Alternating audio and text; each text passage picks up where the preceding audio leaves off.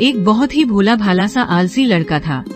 वह कोई काम नहीं करना चाहता था, बस खाना खाता, घूमता और सोते रहता था। उसके परिवार वाले भी उसे ताने मारते रहते थे। एक दिन उसे किसी ने बताया कि एक ऐसा आश्रम है जहाँ पर कुछ नहीं करना पड़ता और हर दिन 2 समय का खाना और नाश्ता भी मिलता है।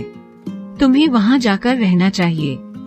उस आलसी लड़के ने सोचा कि ये तो बहुत ही अच्छी बात है। फिर वह अपना सारा सांसारिक जीवन छोड़कर उस आश्रम में जाकर रहने लगा। आश्रम में एक गुरुजी रहते थे। वह जब सबको प्रवचन देते थे तो वह भी सुनता था। बाकी समय आराम करता था और फिर भरपेट खाना खाकर सो जाता था। ऐसे ही दिन गुजरते गए। एक दिन उस आश्रम में कुछ भी नहीं बना। नाश्ते के समय जब नाश्ता नहीं मिला तो उसने सोचा, नाश्ता नहीं मिला तो क्या हुआ, भोजन तो मिलेगा ही। लेकिन अब भोजन के समय उसे भोजन भी नहीं मिला।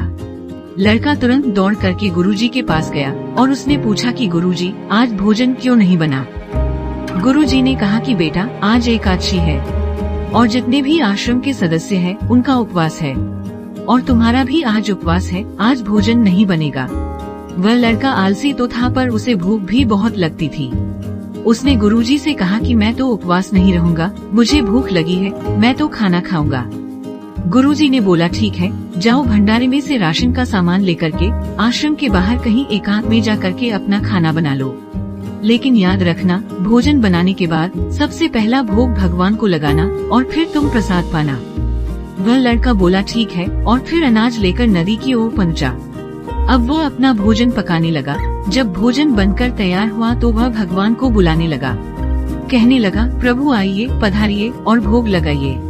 लेकिन अब जब उसे लगा कि भगवान तो आ नहीं रहे हैं, तो फिर वह कहने लगा कि मुझे मालूम है आपको तो अच्छा खाने की आदत है, मैं अच्छा तो बना नहीं पाया और मुझे अच्छा भोजन बनाना भी नहीं आता, लेकिन जो भी रूखा सूखा बन पाया है कृपा करके आकर खा लीजिए। भगवान श्री राम उसकी सरलता पर बहुत ही प्रसन्न हुए और उस लड़के को दर्शन दे दिए। उसने देखा कि भगवान श्री राम आए हुए हैं और उनके साथ में माता सीता भी आई हुई है। लेकिन लड़के ने सिर्फ 2 लोगों के लिए ही भोजन बनाया था, एक अपने लिए और दूसरा भगवान के लिए। और अब क्योंकि भगवान के साथ माता सीता भी आई हुई थी, तो उसने उस भोजन को माता सीता और भगवान के सामने ग्रहण करने के लिए रख दिया। भगवान श्री राम और माता सीता ने भोजन किया और उसके बाद जब वह जाने लगे तो ये भोला सा आलसी लड़का बोला, प्रभु आप आए, दर्शन दिए, मुझे बहुत अच्छा लगा। मुझे खाने को कुछ नहीं मिला पर कोई बात नहीं, लेकिन आपसे एक विनती है कि अगली बार जब आप आएंगे तो कितने लोग आएंगे ये बता दीजिए, ताकि मैं उतने लोगों के लिए भोजन बनाकर तैयार रखूं। भगवान श्री राम मन ही मन मुस्कुराए और फिर अंतर ध्यान हो गए। दिन बीतते गए और फिर एकादशी का दिन आया। इस बार वह 3-4 लोगों के लिए अनाज ले करके खाना बनाने के लिए नदी के किनारे पहुंचा। उसने बड़ी प्रसन्नता से भोजन बनाया और इंतजार करने लगा। प्रभु से विनती करने लगा कि प्रभु आइए और भोग लगाइए। इस बार लड़का देखता है कि भगवान श्री राम अपनी पत्नी और अपने भाइयों को साथ ले करके आए हैं। माता सीता, लक्ष्मण, भरत, हनुमान जी आए हैं। लड़के ने तो केवल 3-4 लोगों का ही भोजन बनाया था, इसलिए इस बार भी भोजन कम पड़ गया। लड़के ने निराश होकर भोजन को प्रभु के आगे रख दिया। उन्होंने भोजन किया और फिर चले गए और इस बार भी लड़का फिर से भूख रह गया। दिन बीतते गए और फिर एकादशी का दिन आया। इस बार वह गुरुजी से कहने लगा कि गुरुजी, मुझे इस बार थोड़ा ज्यादा अनाज चाहिए। गुरुजी सोचने लगे कि ये इतना सारा अनाज का करता क्या है, कहीं इसे बेचता तो नहीं है। फिर उन्होंने कहा कि ठीक है, भूख से इतना परेशान क्यों रहता है। लड़के ने कहा कि नहीं गुरुजी, मैं भूख से परेशान नहीं रहता हूँ। प्रभु के साथ बहुत लोग आते हैं, उनको भी तो भोजन कराना पड़ता है। गुरुजी को लगा कि लड़का पागल हो गया है, लेकिन गुरुजी ने सोचा कि चलो एक बार चलकर देखते हैं, आखिर लड़का इस अनाज का करता क्या है।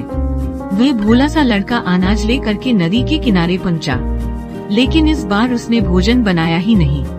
उसने सोचा कि प्रभु हर बार ज्यादा लोगों को ले करके आते हैं, इस बार वह जितने भी आएंगे खुद बना करके भोग लगा लेंगे। और फिर प्रेम से प्रभु को बुलाने लगा। गुरुजी ये सब छुपकर देख रहे थे। वे सोच रहे थे कि इसने तो भोजन तो बनाया नहीं और प्रभु को बुला रहा है, लेकिन लड़के ने देखा कि इस बार प्रभु के साथ पूरा राम दरबार आया हुआ है। तो उसने प्रभु के सामने हाथ जोड़ करके कहा, प्रभु माफ करना, आप बहुत सारे लोग आते हो, मुझे संख्या पता नहीं होती है और मेरी हिम्मत भी नहीं होती है कि इतने सारे लोगों के लिए भोजन बनाऊं। आप स्वयं बनाइए, खाइए और भोग लगाइए। प्रभु मुस्कुराते हैं और अपने साथ आए सभी लोगों के साथ मिल करके भोजन बनाते हैं। गुरुजी ये सब छुप करके देखते हैं और फिर लड़के के पास आ करके कहते हैं कि तुम ये कर क्या रहे हो। लड़का कहता है कि गुरुजी आपको दिख नहीं रहा है कि भगवान श्री राम पधार चुके हैं, माँ सीता भी आई हुई है, हनुमान जी आए हैं और भी सभी लोग आए हुए हैं, वे सब भोजन बना रहे हैं। गुरुजी ने कहा कि तू मुझे पागल बना रहा है, मुझे तो कोई भी नहीं दिख रहा है। इस पर लड़का गुस्सा हो गया और बोला, प्रभु आप ये क्या कर रहे हैं, एक तो मुझे भूखा रखा है और ऊपर से गुरुजी को दर्शन भी नहीं दे रहे हैं, वे मुझे पागल समझ रहे हैं, कृपा करके गुरुजी को दर्शन दीजिए। भगवान बोले, नहीं, मैं इन्हें दर्शन नहीं दे सकता। लड़का बोला, क्यों नहीं दे सकते, मेरे गुरुजी तो बहुत महान है, बहुत बड़े ज्ञानी और ज्ञाता है। भगवान बोले, हाँ ज्ञानी और ज्ञाता होंगे, लेकिन तुम्हारी तरह सरल नहीं है। जो सरलता तुम में है वो तुम्हारे गुरुजी में नहीं है। लड़के ने ये बात गुरुजी से कह दी कि भगवान श्री राम कह रहे हैं कि आप में सरलता नहीं है, आप मेरी तरह सरल नहीं है, इसलिए आपको नहीं दिख सकते। गुरुजी की आंखें नम हो गई और वे रोने लगे और बोले, हाँ उन्होंने बिल्कुल सही कहा, मेरे अंदर तुम्हारे जितनी सरलता नहीं है, और फिर माफी मांगने लगे। अंत में भगवान ने गुरुजी को भी दर्शन दिए। ये कहानी हमें सिखाती है कि जीवन में सरलता सबसे आवश्यक है। हम जितने सरल बने रहेंगे जीवन में उतना ही आगे बढ़ते चले जाएंगे।